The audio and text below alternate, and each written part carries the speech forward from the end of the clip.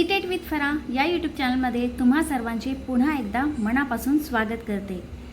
तर बघा, TET परीक्षेत मराठी भाषा विभागामध्ये जे प्रश्न विचारले जातात ते कोणकोणत्या टॉपिकवर आधारित असतात, ते असे महत्त्वाचे टॉपिक आज आपण या व्हिडिओमध्ये पाहणार आहोत।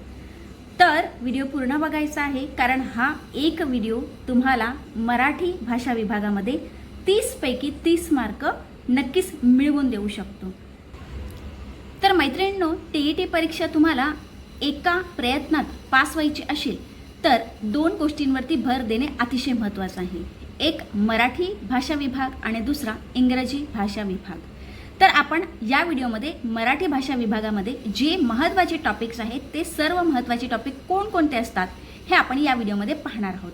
आणि या व्हिडिओमध्ये अजून एक गोष्ट आपण पाहणार आहोत की जे 30 प्रश्न मराठी भाषा विभागामध्ये विचारले जाणार आहेत, म्हणजे जे वस्तुनिष्ठ प्रश्न मराठी विषयासाठी विचारले जाणार आहेत, हे मराठी विषयाचे जे प्रश्न आहेत ते कोणत्या पद्धतीचे विचारले जातात, म्हणजे ह्या टॉपिकवर आधारलेले कोणत्या पद्धतीने विचारले जातात। आणि एक गोष्ट या ठिकाणी व्हिडिओ सुरू करण्याच्या अगोदर मी स्वतःचा अनुभव या ठिकाणी तुमच्याशी शेअर करते।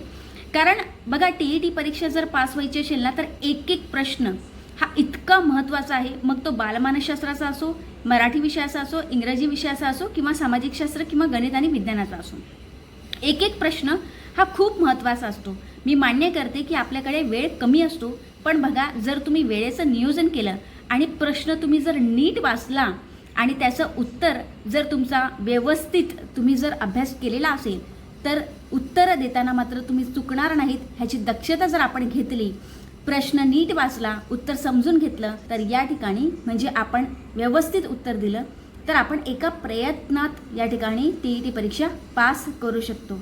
कारण असेही अनुभव मी घेतलेले आहेत की काही जण काय करतात की वेळ कमी असल्यामुळे शेवटचा मग त्यांचा कोणताही विभाग बाकी असेल, मग तो मराठी असेल किंवा इंग्रजी असेल किंवा गणित विज्ञान किंवा समाजशास्त्र असेल, मग ते काय करतात, वेळेच्या अभावामुळे काय करतात की प्रश्न वाचतच नाही आणि नुसतं गोल गोल रंगवून येतात आणि त्याच्यानंतर काय होतं की आपण परीक्षा पास होऊ शकत नाही, काही मार्कांसाठी आपण ह्या ठिकाणी फेल होतो। ठीक आहे, मग काय करायचं आहे की जेव्हा आपण प्रश्न वाचतो तेव्हा ते प्रश्न वाचताना नीट वाचायचं आहे आणि एवढं आपल्याकडे सेन्स असायला पाहिजे की पटकन त्याचं उत्तर, आपल्याकडे 1 मिनिटाचा वेळ असतो आणि त्या 1 मिनिटामध्ये पटकन आपल्याला अचूक उत्तर निवडायला आपल्याला या ठिकाणी शिकायचं आहे। तर बघा, पहिले आपण हे पाहून घेऊया की कोणकोणते महत्त्वाचे टॉपिक्स हे मराठी भाषा विभागामध्ये विचारले जातात। मग या ठिकाणी पहिला आहे वर्ण विचार, दुसरा आहे शब्द विचार, मग त्याच्यामध्ये नाम आहे, सर्वनाम आहे, विशेषण, क्रियापद, क्रियाविशेषण अव्यय, शब्दयोगी अव्यय, उभयान्वयी अव्यय, केवल प्रयोगी अव्यय, हे सगळे अव्यय तुम्हाला, म्हणजे शब्दांच्या ज्या जाती आहेत त्या सगळ्या शब्दांच्या जाती तुम्हाला या ठिकाणी माहिती असायला पाहिजे। त्यानंतर लिंग विचार आहे, वचन विचार आहे, विभक्ती आहे, संधी विचार आहे, प्रयोग आहे, समास, वाक्य विचार, समानार्थी शब्द, विरुद्धार्थी शब्द, वाक्यप्रचार, अनेक शब्दांबद्दल एक शब्द, म्हणी व त्यांचे अर्थ, अलंकारिक शब्द, ध्वनी किंवा समूहदर्शक शब्द आणि उतार्यावरील प्रश्न।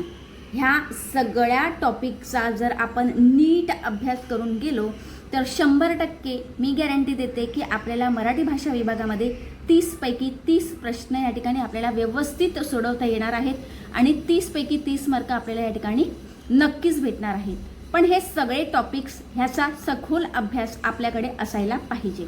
ह्याच्यावरती प्रत्येक टॉपिकवरती आपल्याकडे नोट्स असायला पाहिजे आणि प्रत्येक टॉपिकचा सखोल अभ्यास करणे हे अतिशय महत्त्वाचं आहे। बघा, जर आपण इंग्रजी भाषा आणि मराठी भाषा हे दोन भाषेमध्ये आपण जर थोडंसं प्रभुत्व आपलं व्यवस्थित केलं, म्हणजे आपण जर थोडासा या ठिकाणी जास्त अभ्यास केला या दोन विषयांमध्ये, तर 60 मार्क आपल्याला या ठिकाणी नक्कीच भेटणार आहेत।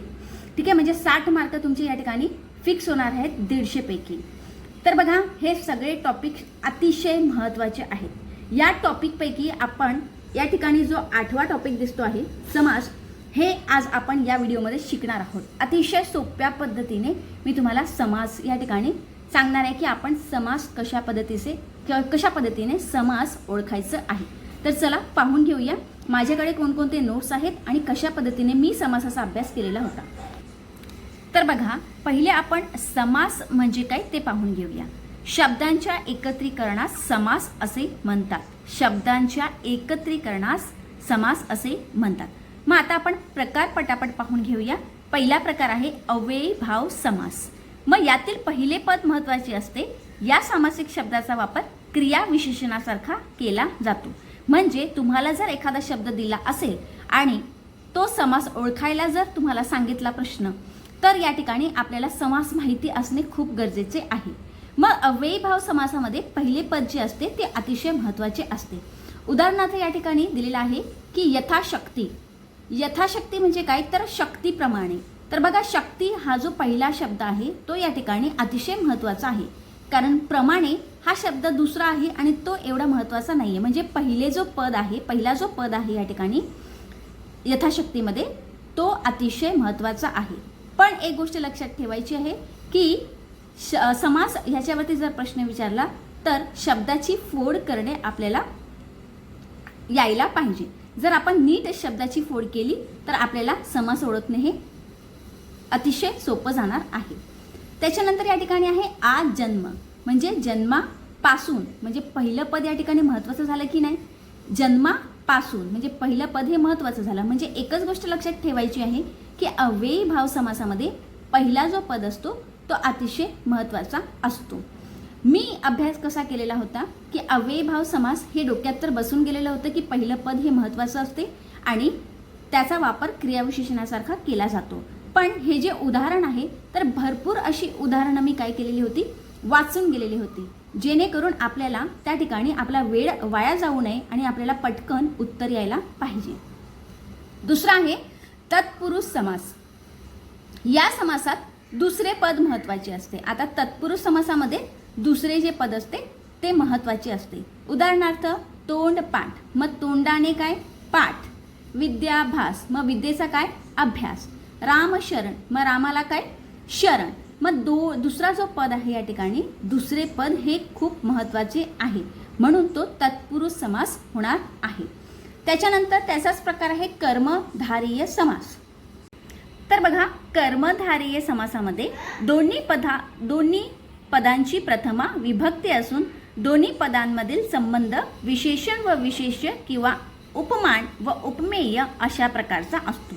म्हणजे या समासातील दोन्ही पदांची जी प्रथमा असते विभक्ती असून दोन्ही पदांमधील संबंध विशेषण आणि विशेष्य किंवा उपमान व उपमेय अशा प्रकारचा असतो. अतिशय सोपा प्रकार आहे हा. उदाहरण पाहिल्यानंतर आपल्याला एकदम लक्षात येणार आहे. बघा, उदाहरणार्थ मुख चंद्र. म्हणजे मुख हा असं चंद्र, ठीक आहे. मुख हा असं चंद्र या ठिकाणी काय आहे, उपमेय आणि उपमान दिलेलं आहे.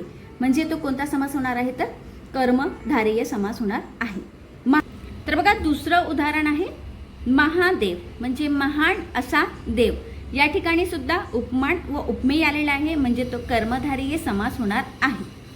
म्हणजे कर्मधारीय समासामध्ये आपल्याला लक्षात ठेवायचं आहे उपमान व उपमेय. त्याच्यानंतर आहे द्विगु समास. मग द्विगु समास या समासातील पहिले पद संख्यावाचक विशेषण असते.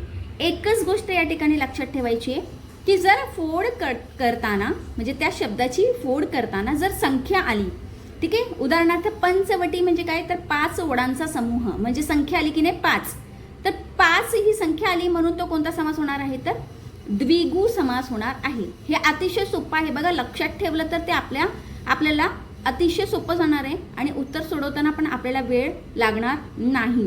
म्हणजे जर संख्यावाचक विशेषण आले तर आपल्याला द्विगु समास या पद्धतीने उत्तर लिहायचं आहे. पुढचा पाहून घेऊया आपण.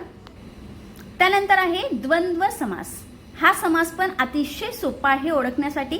या समासातील दोन्ही पदे सारखीच महत्त्वाची असतात, ठीक आहे. मग त्याच्यामध्ये काही प्रकार आहेत द्वंद्व समासामध्ये.